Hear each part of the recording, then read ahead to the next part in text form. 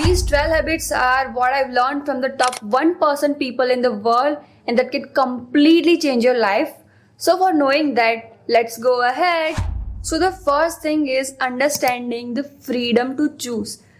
अभी बहुत सारे लोग क्या होते हैं कि वो विक्टिम कार्ड खेलते हैं कि जो भी कुछ आउटकम आया वो सिर्फ उनका सिचुएशन और एनवायरमेंटल को ब्लेम करता है. लेकिन I would say between stimulus and response the ability the freedom to choose lies between them. No doubt कि आपके सर्कमस्टेंस और आपका सिचुएशन कुछ भी था, लेकिन आपका जो रिस्पॉन्स था वो तो आपका था. हमारे हाथ में होता है कि हम क्या चूज करते हैं, हम कैसा आउटकम चूज करते हैं, कैसा रिस्पॉन्स चूज करते हैं किसी भी चीज़ में, किसी भी लाइफ डिसीजन में. And that is what matter the most. जो फ्रीडम है आपका कि आप अपना रिस्पॉन्स चूज कर सकते हो, उनको समझो और उसके हिसाब से आपको क्या करना है, आपको कैसा रिस्पॉन्स चाहिए वो चूज करो, बिकॉज वो आपके हाथ में है. लाइक फॉर एग्जाम्पल, जब हम छोटे थे तो कुछ हैबिट्स पड़ गई है जस्ट बिकॉज कि हमारा सर्कमस्टेंस और एनवायरनमेंट ऐसा था. उसके हिसाब से हमें जो गुस्सा है उसका कोई बैड हैबिट पड़ गई है. एंड जब हमारा लाइफ में जब कोई चीज़ आता है सो हम उसी के हिसाब से रिएक्ट करते हैं और हम गुस्सा हो जाते हैं उस चीज़ को लेके. सो दैट इज़ व्हाट कि एक इम्प्रेशन हो गया, एक डिसीजन हो गया लाइफ का कि जब ये चीज़ होगी तब आप ऐसा रिएक्ट करोगे, जस्ट बिकॉज कि आपका जो इम्प्रेशन था, आप जब चाइल्डहुड थे तब आप में ये कुछ बीत गया है. लेकिन ऐसा साइकिल को अगर आपको तोड़ना है सो उसके लिए आपको उसको समझना पड़ेगा कि व्हाट इज़ द इम्प्रेशन. तो इम्प्रेशन था कि आपके चाइल्डहुड में ये सब कुछ हुआ और आपके दिमाग में ऐसा असर हुआ. एंड आपका जो रिएक्शन है ये है कि आप जब वो चीज़ होगी तब आप गुस्सा करोगे. एंड अगर आपको उसको बदलना है तो उसको समझो कि ये सब हुआ था, इसकी वजह से आप गुस्सा कर रहे हो. एंड नेक्स्ट टाइम अगर आपके साथ ऐसा चीज़ होता है तो आप गुस्सा मत करो, आप अपने खुद का रिस्पॉन्स चूज़ करो. अपना फ्रीडम है तो उसको अपने हाथ में है वो चीज़, सो उसको बदलो. So the second thing is focus on the circle of influence. अभी हमारे लाइफ में ना दो सर्कल्स होते हैं, एक होता है सर्कल ऑफ कॉन्सर्न और दूसरा होता है सर्कल ऑफ इन्फ्लुएंस. अबे what is the circle of concern means, तो जो चीज़ हमारे हाथ में नहीं होता है उनको बोलता है कि सर्कल ऑफ कंसर्न. जैसे कि दूसरों का रिस्पॉन्स, दूसरे का डिसीजंस, सर्कमस्टेंस का थिंग, कुछ एक्सीडेंट्स हो जाए या फिर कोई जो हमें सोचा ना हो वो कुछ, तो वो हो गया कि सर्कल ऑफ कंसर्न. एंड दूसरी साइड होता है कि सर्कल ऑफ इन्फ्लुएंस, वो चीज़ की जो हमारे हाथ में है, जो चीज़ हम खुद सॉल्व कर सकते हैं, जो चीज़ को हम खुद इम्प्रूव कर सकते हैं.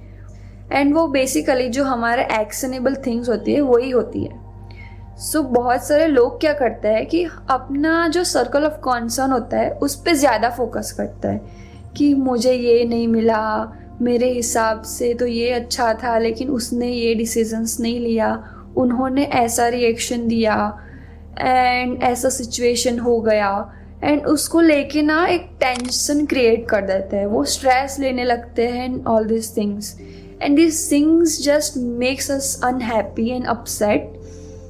But what you can do is be the real proactive person. आपको अपने फोकस ऑफ इन्फ्लुएंस पे ध्यान देना है कि क्या चीज़ आपके हाथ में है, वो उस पर ध्यान देना है आपको. जैसे कि आप एफर्ट्स करना हो गया, एक्शन करना हो गया, आपका माइंडसेट बदलना हो गया, ये सारा चीज़ आपका खुद का हाथ में है. आपका जो बिहेवियर है, आप कैसे रिस्पॉन्ड करते हो वो आपके हाथ में है. लेकिन जो रिवॉर्ड या फिर जो भी आउटकम होता है वो आपके हाथ में नहीं है, वो इस थिंग की वो सर्कल ऑफ कंसर्न में है. सो आपको बिना ध्यान दिए कि आपका आउटकम क्या है, आपका आउटकम क्या मिलने वाला है, आपको सिर्फ अपने एक्शनेबल थिंग पे ध्यान देना है कि क्या आप दे सकते हो, what you can provide. Another thing कि ओन योर आउटकम. आपको रिस्पॉन्सिबिलिटी, अकाउंटेबिलिटी लाना है अपने बिहेवियर में. बहुत सारे लोग होते हैं जो वो एफर्ट देते हैं, लेकिन अगर जो आउटकम आया वो बुरा आया तो वो रास्ते से हट जाते हैं और वो कहते हैं कि ये तो मेरा गलती नहीं है, ये तो इसकी गलती से हुआ, ये तो उन लोगों की गलती से हुआ, ये मेरे तो कुछ कर रहा ही नहीं था, मेरा तो सब कुछ सही था। But you don't have to do this.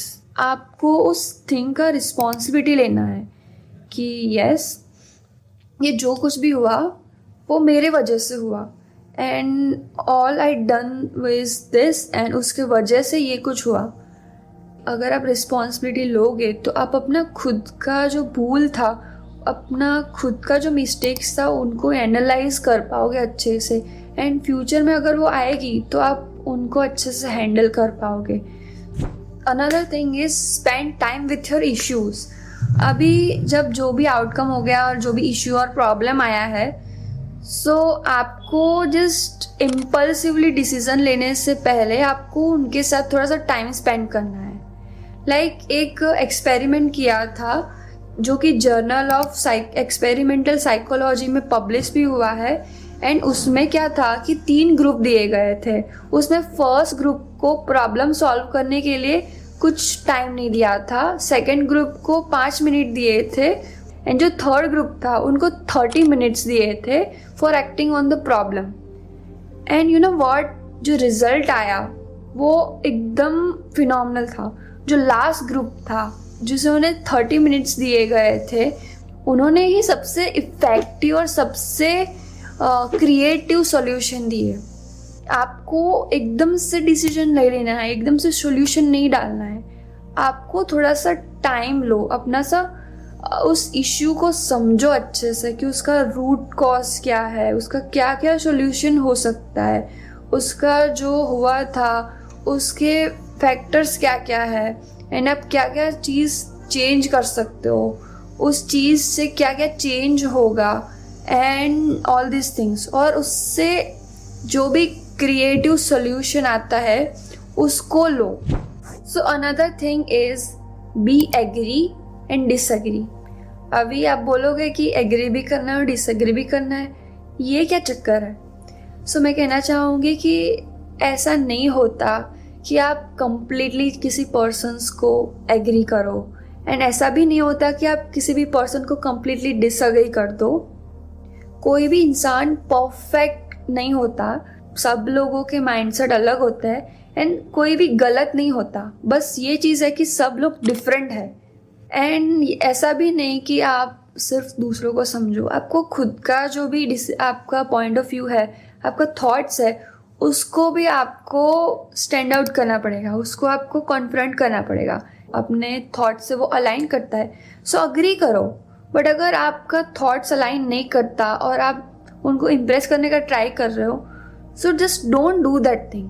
अगर आपका थॉट्स से वो अलाइन नहीं करता है, सो आप उनको डिसएग्री करो। उस चीज़ से आपका जो रिलेशन है वो ख़त्म नहीं हो जाएगा। आपका जो फ्रेंडशिप है, आपका जो रिलेशन है, वो वही का वही रहेगा। सो अनदर थिंग इज सिनर्जाइज। अभी इसका मतलब ये है कि हम सब अलग होके भी एक हो सकते हैं। हमारा जो थॉट्स है वो डिफरेंट होके भी हम सिनर्जी कर सकते हैं। उसका ये फ़ायदा है कि आप क्रिएटिविटी भी बढ़ेगी, आपका जो प्लान्स और आपका जो सोल्यूशन, आपका स्ट्रेटजीज है, उसमें अगर दूसरे लोगों का भी अगर आप पॉइंट ऑफ व्यू डाल दोगे, सो जस्ट थिंक कि बहुत सारे लोग हैं, अगर उन सभी का पॉइंट ऑफ व्यू आप जानोगे तो वो कितना क्रिएटिव हो जाएगा ना। आप वो चीज़ भी जान सकोगे कि आप जो जानते ही नहीं थे पहले। एंड सिनर्जाइज करने के लिए ना आपको पहले ओपन माइंडेड होना पड़ेगा। बहुत सारे लोग होते हैं जो फ्लेक्सिबल नहीं होते अपने माइंडसेट में, जो खुद सोचते हैं वही वो सोचते हैं, वो दूसरों के थॉट्स को स्पेस ही नहीं देते।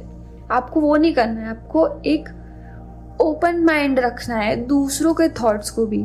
सो another thing is give the advice wisely. अभी मैंने वाइजली क्यों बोला?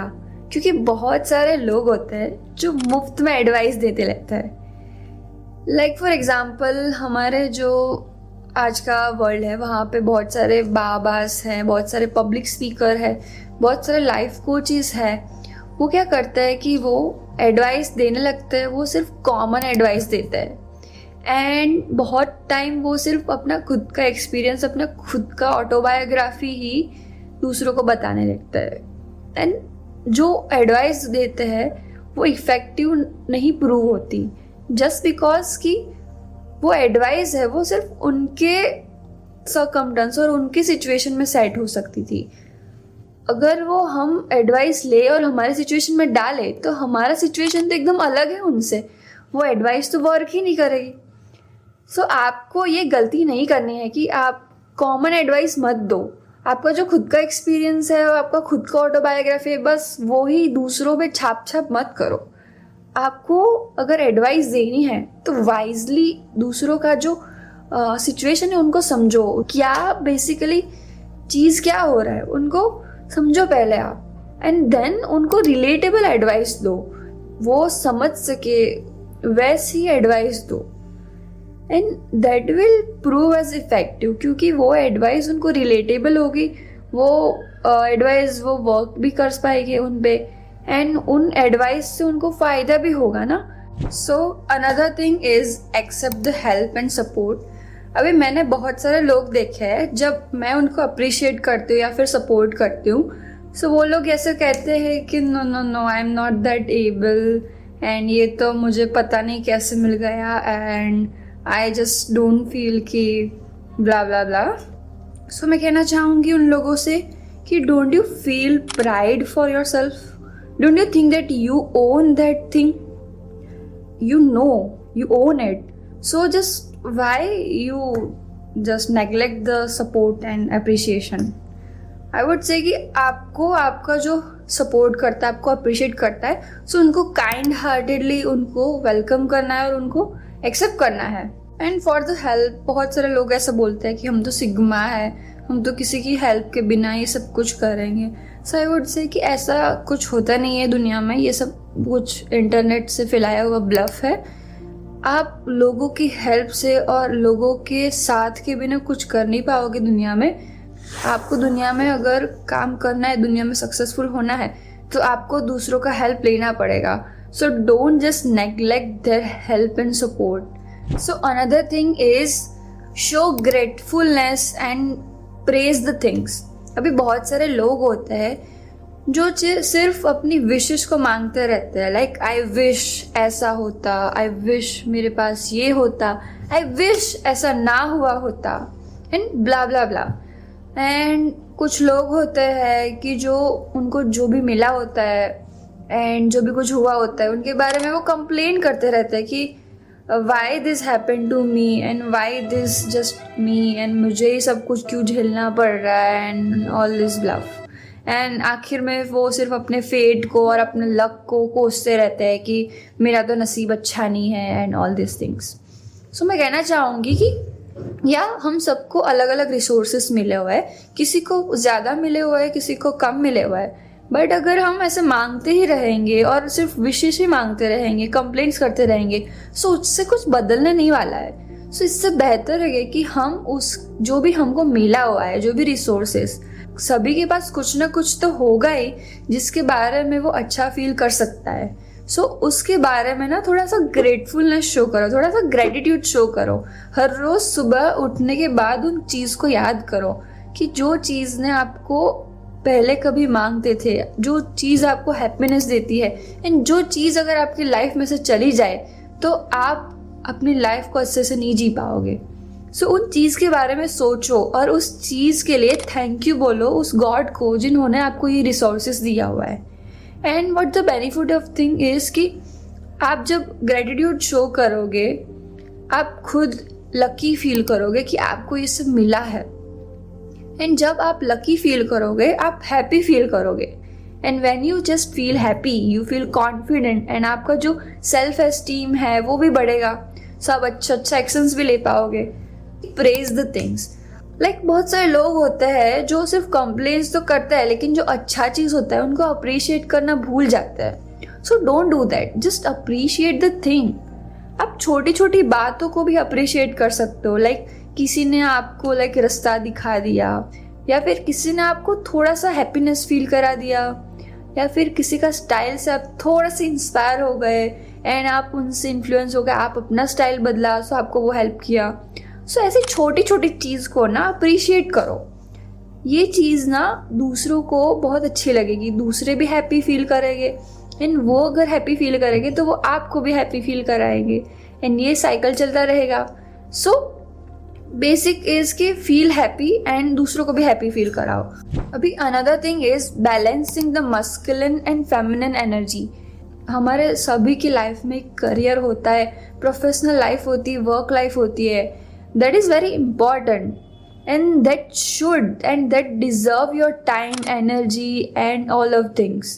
But don't you think कि आपका जो फैमिली है, आपका फ्रेंड्स है, आप खुद हो, वो भी टाइम डिज़र्व करता है, वो भी आपका एनर्जी डिज़र्व करता है। बहुत सारे लोग होते हैं जो अपनी प्रोफेशनल लाइफ, करियर को लेके इतने ज़्यादा सीरियस हो जाते हैं कि वो जो रियल हैप्पीनेस है, जो खुद उनके रिलेशंस है, उनको नेग्लेक्ट कर देते हैं एंड वो जब सक्सेसफुल हो जाता है तब वो जो उनका पर्सनल लाइफ होता है वो पीछे रह जाता है एंड उसके बाद जस्ट उनके पास सिर्फ रिग्रेट्स होता है। सो ऐसा ना हो, उसके लिए आप अपना दोनों बैलेंस करके रखो, like work life and personal life दोनों बैलेंस करके रखो। आप थोड़ा थिंग्स को प्रायोरिटाइज करो, तो उतना ही एनर्जी आप अपने, इतना ही टाइम अपने आप फैमिली को, अपने रिलेशंस को, अपने फ्रेंड्स को, अपने खुद को भी दो। कि आप चाहते हो कि आपके जो अच्छे मोमेंट्स है वो सिर्फ ऐसे ही चले जाए जस्ट बिकॉज कि आप करियर के लिए सेक्रीफाइस कर दो, ये सब नहीं ना।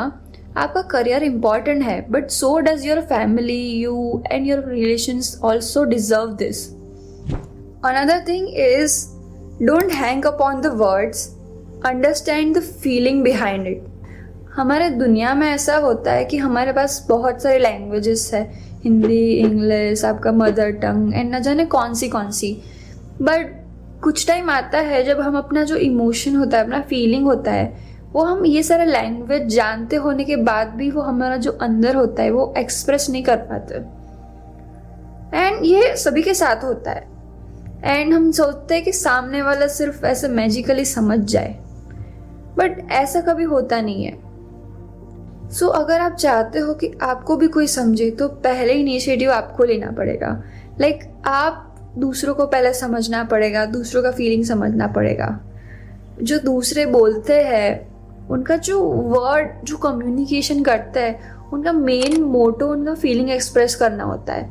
बट कई बार ऐसा होता है कि हम सिर्फ वर्ड्स को पकड़ लेते हैं और उसका आगे लेके चले जाते हैं, बट जो उसके बिहाइंड में, उसके पीछे जो इमोशन, फीलिंग है वो नहीं समझ पाते हैं। सो आपको वर्ड्स पे हैंग आउट नहीं कर देना है, आपको उसके पीछे का रीज़न, उसके पीछे का इमोशन जो एक्सप्रेस करना चाहते हैं उनके मन में, वो समझना है। अगर आप ये करोगे तो आपका जो कम्युनिकेशन है वो बहुत अच्छा एंड बहुत इम्प्रूव होगा। And when your communication will improve, आपका जो रिलेशन है वो भी अच्छा होगा एंड जो रिलेशन अच्छा होगा हमारे साथ लोगों का, एंड हम ज़्यादा अच्छे से सक्सेसफुल हो पाएंगे। And the last thing is resist the obvious. अभी इसका मतलब ये है कि जो ऑब्वियस थिंग है, जो कॉमन थिंग है, जो कॉमन बिलीफ है, उनको आपको रेसिस्ट करना है। क्यों? क्योंकि इसका सिंपल रीज़न है, बिकॉज हमारे दुनिया में 99% लोग होते हैं वो सक्सेसफुल नहीं हो पाते, वो लीडर नहीं बन पाते, एंड जो रेस्ट 1% लोग हैं वो ही सिर्फ लीडर बन पाते हैं। सो अगर हम 1% में आना चाहते हैं तो हमें 99% लोगों को नेग्लेक्ट करना पड़ेगा ना। सो उसके लिए ना आपका जो कॉमन बिलीव है उसको रेसिस्ट करना है। लाइक फॉर एग्जाम्पल कि हमको अगर हमारा करियर चूज करना है और हमें फैशन डिज़ाइनिंग में इंटरेस्ट है, एंड उसके लिए अगर हम कॉमन बिलीफ देखने जाए तो कॉमन बिलीफ ये होगा कि फैशन डिज़ाइनिंग में तो ज़्यादा कुछ पैसा है नहीं, फैशन डिज़ाइनिंग से अच्छा अभी तो आईटी फील्ड चल रहा है, तो आईटी फील्ड में जाओ एंड फैशन डिज़ाइन तो बाद में भी हो जाएगा। सो पहले अपना कुछ स्टेबल हो जाओ और उसके बाद फैशन डिज़ाइनिंग तुमको अगर अच्छा लगे तो करो। बट हमें ऐसा नहीं करना है, हमको इसको रेसिस्ट करना है, हमें इसके एग्जैक्ट ऑपोजिट करना है। तो हमें अपना जो पैशन है, हमारा फैशन डिज़ाइनिंग में इंटरेस्ट है, सो ऑल्दो कि हमारा आईटी फील्ड बहुत अच्छा चल रहा है, बट हमें हमारा इंटरेस्ट फैशन डिज़ाइनिंग में है, तो हम फैशन डिज़ाइनिंग ही आगे जाके कैरी ऑन करेंगे। सो ऐसे ही तरह आपको जो कॉमन बिलीव है, जो ऑब्वियस थिंग है, उसको रेसिस्ट करना है। So this is for the video, and if you find it valuable, then subscribe my channel, and if you want to develop your personality, watch this video.